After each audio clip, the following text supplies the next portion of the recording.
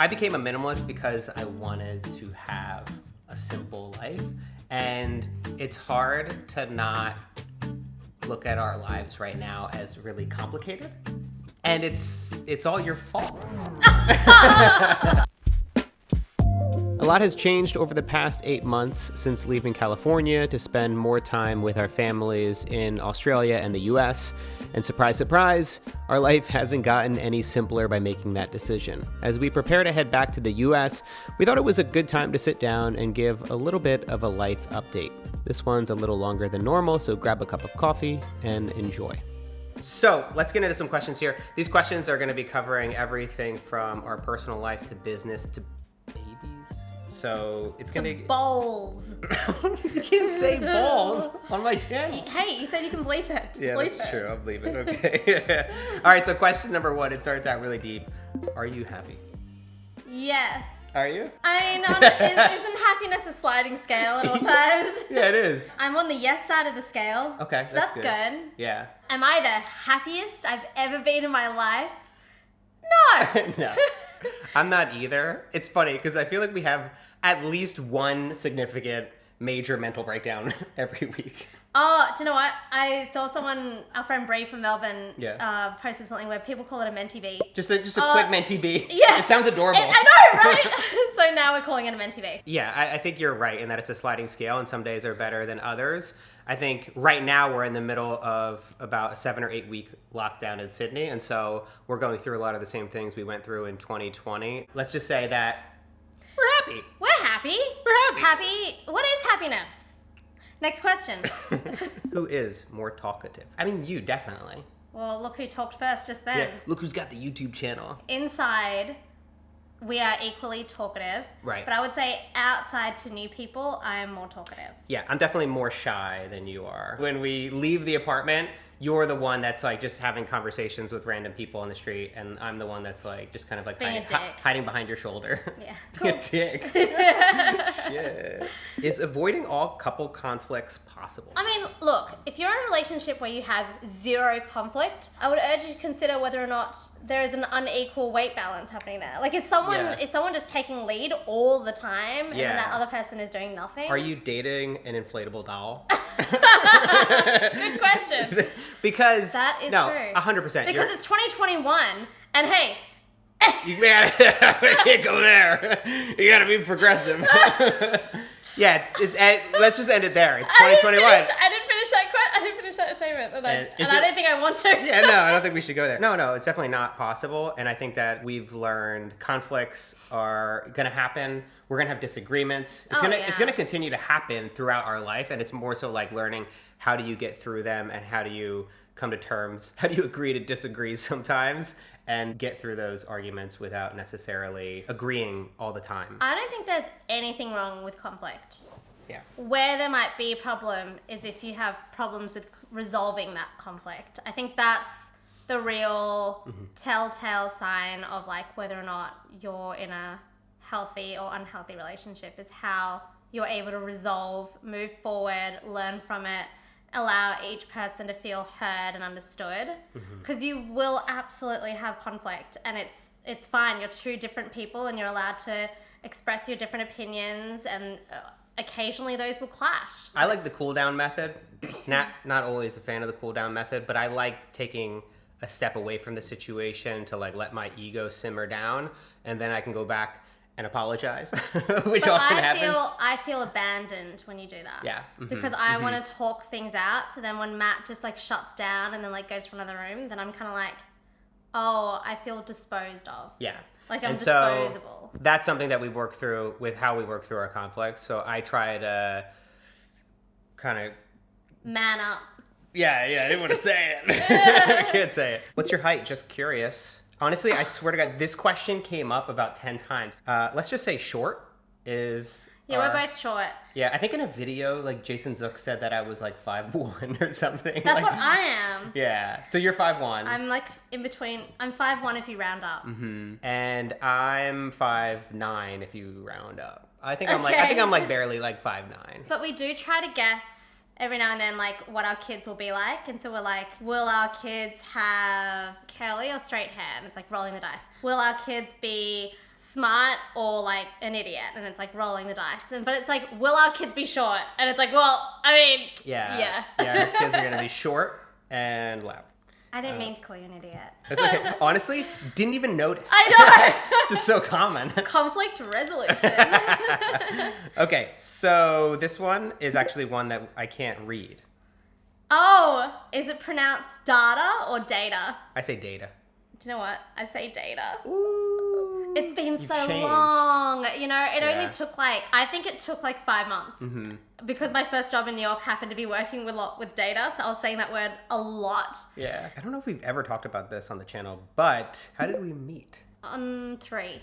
1, 2, Tinder. As all great 2014 love stories come about, for me, you were just one of many. You know what I mean? Well, that's actually true, because Matt was hardcore trying to find a I girlfriend. was being a professional dater at the time. I had I just talked about this in the last video, but I had that dating anxiety. And then once I overcame that, it was and I'm not talking, I wasn't a player. I just went on a lot of first dates that were unsuccessful. And so I was trying to go on as many first dates as I could, because it takes that first meeting to understand whether you're going to have a connection with that person or not, because you can't really tell that much through chat and text. And I would find that there are some people that have great banter through text, but then when you meet them, you actually don't get along at all. And so I was like, let me just meet a bunch of people. And then I met Nat, and then that was the last Tinder date I ever went on. Yeah. Same for you, right? Right? Yeah, pretty much. Yeah. But no, but we went to a brewery, and then at the end of the night, I was like, I'm going to head back. And I was like, you should see my place sometime. And Matt thought that was I should come over, or he should come over. Yeah. So then he started following me down to the subway, and then we both had a few drinks. So I turned around and I was like, because I wasn't expecting you to follow me. And I was like, you want all of this? And in the middle of the street, I was like, you want all of this? And he was like, yeah. It's I thought that was an invitation, but it wasn't. It's a bit of a blow to the ego to follow me and then be like, oh shit. I have never gone home with a girl on the first night, and so I was like, this is it. This is crazy. Oh wait, no, just I was like, no, yep, that feels right. That's what was supposed to happen. Okay, how's Nat's business going? Good. It's been busy, which is nice, but I mean, I try my best to balance the work that I'm accepting as much as possible, because the reason I decided to go freelance in the first place was for balance. So I often find I'm in a fortunate position where I get to exercise the right to say no a lot, which has been really nice. Mm-hmm. But yeah, no, it's been really good. I'm finding so much fulfillment out of going freelance, and I'm really touched that someone wrote that question. That was really thoughtful. Yeah. Because I know I don't talk about it a lot. Yeah, and I think a lot of times you're in the fun sketches and stuff, and we're being silly. Yeah. But when you put your professional hat on, you're a different person. Yeah. But do you know what? I've gotten one client from this channel. Oh, that's right. Yeah, so there's one viewer out there who watched, was like, what should I say this? Was weird enough to look me up on LinkedIn. I'm like, is he going to watch now? Was weird enough to look me up on LinkedIn, which I'm glad he did. Yeah. Reach out and be like, hey, I think we might actually have some work. Yeah. And I was like, what? What is amazing is that you went from a place, if you don't mind me saying, where you took that leap. Yeah. And it was truly terrifying. Yeah. And even though you had years and years of experience in the industry, you had zero experience freelancing and going out on your own. Yeah. And 2 weeks straight, I think you were just crying every day. Oh my God, I was crying every day. Yeah. I remember sleepless nights. Couldn't go to sleep until 4 a.m. There was no other reason besides just being terrified at what I thought other people were going to think about me. Yeah. And terrified of failing and then being judged. It was completely because you were entrenched in the industry, and you had coworkers at the time, and so then you're worrying about what people might say and might think about you, and she's gone off the rails, couldn't hack it, couldn't handle it. I think the distance helps. The further that you get away from that past job, the more that you can't even remember why it was so hard to begin with. It was the best, the best thing for me. It was so good. Yeah, never ever looked back. It's been amazing. And I wouldn't have been able to do it if it wasn't for you. Oh, thanks, honey. It's true. It means a lot. How do you start freelancing? So what advice would you give somebody that is setting out to start freelancing for the first time? You should take this question because you gave me a lot of advice. That was very good. Okay, but I do want to know kind of like... From my perspective. Yeah, from your perspective, because it's more recent. Because like, Yeah. I did this Oh, back that's in true because college. you never went full-time to freelance, whilst you were always freelance. Yeah, I went slow and steady. I mean, I think a lot of the stuff that you just touched on is really important, is like the mindset stuff is so important, because I saw early on that there were a lot of people that were just as talented as me, more talented than me, that weren't able to make it work because they didn't really... One, they didn't understand that like you have to push through those periods of doubt and uncertainty, those periods where like you may not get clients for 3 months, 6 months time. You may have to move back to live with your parents. Like you certainly have to make sacrifices early on, but it's not all about just pure talent. It's about figuring out how do you run a sustainable business? How do you find new clients? There's so much more to it than just being really talented as like a filmmaker or a brand strategist. That's obviously a massive part of it, but it's just one of the elements that you need to develop. Yeah, I would say for me, the biggest thing is just like having one person in your corner that you can pester every day and ask them questions and they can be completely cool with it. Like, it doesn't need to be someone who is like super successful, but it's just someone who like understands the path you're on. Either they've done it themselves or they're in it in a similar path to, milestone that you're in. But having someone to soundboard off every time the first time you get a client reach out, like, what do I do? Or the first time a client is like, great, send me your contract, and you're like, what does that look like? Like, just having one person just to soundboard, like, you were that person for me, and then your sister was that person for you. Your thoughts can kind of eat you alive when you're starting your own business, and you can kind of just like not know what the right path forward is, and like ultimately that steals away from the confidence that you need to be presenting every time you speak to a new client. Can I make something clear? This is not on the point of topic that you're talking about, but oh my God, this is a nightmare. This lighting. What's the name of the game? Truth. Keep going. Oh, yeah. Truth. I'm like such a perfectionist, but before we started filming, I was like, you want some coffee? Totally. I was like, the name of the game is keep going. Because like so many times we do this, we're like, I didn't like the way I answer that. Let's just go again. But with this, whether it was the lighting or it was like how we answered the question, name of the game, just keep pushing through. Is truth or dare. So that was really great advice on freelancing. When will there be something baking in the oven? You making me cookies? No. It's safe to say over the next 2 years, we're going to start trying to have little pittings and diavellas. Oh, little pittings. And diavellas. No, little pittings. But I think I want a dog first. Yeah. A dog would be nice. This is like a big debate that we've got going back and forth. We need your help.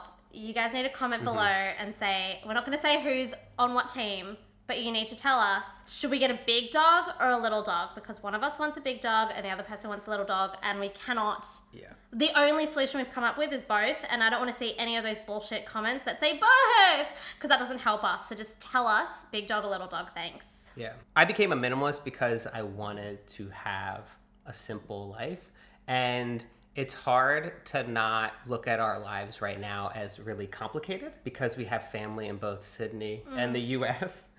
And then when we have kids, what does that look like? How do we fly with babies and a dog? Like, it's... Dog. And it's all your fault. I don't know if we really knew what we were getting into. When we were 24 and we swiped right. Yes, exactly. Obviously, I think like our whole motto from the beginning was like, let's just take it one day at a time, and I think that's what we're doing right now. But at a certain point, you can't take it one day at a time because all of a sudden you're like, let's have babies, and you're like, we were gonna do this one day at a time. Yeah. Now it's forever. But you know what? To be honest, like I think that we try to like use minimalism and simplicity to make our lives a little bit easier, to take away a lot of the challenges that we might face. But like complexity is a part of life. Question: does your wife take your own productivity tips? LOL. Who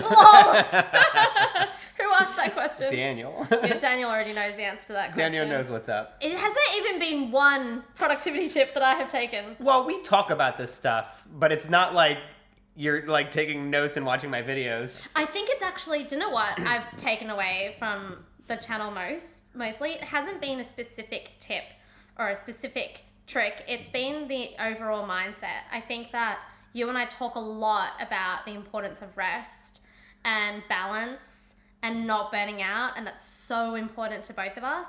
And I think it's the mindset that I've taken a lot away from versus like one particular tip. Like it's like, and like understanding priorities and like, yeah. What do you think? Intentionality. Yeah, intentionality and minimalism, Yeah. 100%. I think you're like way more intentional. Just intentionality. 100%. 100. What do you think is something that people don't often see from my life, behind the scenes, making videos, like running this channel for the past 4 years? What do you think people don't see? Balls. We did promise ball talk. Full circle. Literally full circle. You actually have a really hard time with YouTube, you know, and I think like the keeping up a regular cadence, feeling like you're not burning out, finding the fine line between enjoying it and it making it feel like it's a chore. And that, you know, that's something we talk about a lot. But I also think you put that out on your YouTube as well. Like, you know, viewers who turn up every week or every other week would know that as well. Oh, do you know what? Matt is really good at binging and gaming for like several hours. So like I'm really bad at like getting through an entire series or like reading a book or like just getting through anything because I have like a restless mind. Whilst like you'll commit, like you love the closure of finishing something. So like this year so far you've done all of Veep, all of The Office, and then you've started The Office again. Yeah, and I'm already on season 3, and I finished Overcooked 2. On Switch. On Switch, yeah. I'm certainly obsessive when it comes to completing things. But it's funny how I do that with my work, but then I also do that when I relax. I'm like, I'm going to chill and watch The Office every single episode. Yeah. Okay, any final words?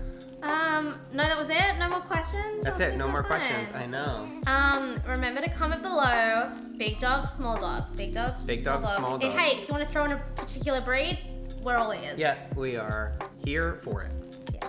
Thanks for watching. Have a great day. We'll see you soon. Bye. Bye. That's fun. Oh, again. It was bad. I think that. Elbow. Look at the elbow. Look at the elbow. Better. It didn't feel right. Let's try it again. Oh, that was. Ow, that really hurt though. Does it hurt? Yeah. Yeah. Yeah. Should we keep going? No, I'm done. Okay.